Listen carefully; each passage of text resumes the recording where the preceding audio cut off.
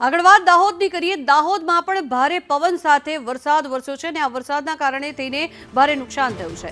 પવન સાથે પડેલા વરસાદના કારણે થઈને અનેક સ્થળોએ વૃક્ષો ધરાશાયી થયા છે, વીજપોલ ધરાશાયી થયા છે, ત્યારે લગ્ન મંડપ પણ ધરાશાયી થયા હોવાના દ્રશ્યો સામે આવ્યા છે। ત્યારે પરેલમાં વૃક્ષ પડતા ટુ વ્હીલર અને ફોર વ્હીલરને પણ ભારે નુકસાન પહોંચ્યું છે। આ દ્રશ્યો જે આપ જોઈ રહ્યા છો દાહોદના આ દ્રશ્યો છે કે જ્યાં જાણે તારાજી સર્જાઈ હોય તેવા આ દ્રશ્યો સામે આવ્યા છે। સતત વરસાદ, આંધી, તોફાનના કારણે થઈને વૃક્ષો ધરાશાયી થયા છે અને તેના કારણે ટુ વ્હીલર કે પછી ફોર વ્હીલર જે વૃક્ષ નીચે પાર્ક કરવામાં આવ્યું હોય તેને પારાવાર નુકસાન પહોંચ્યું છે।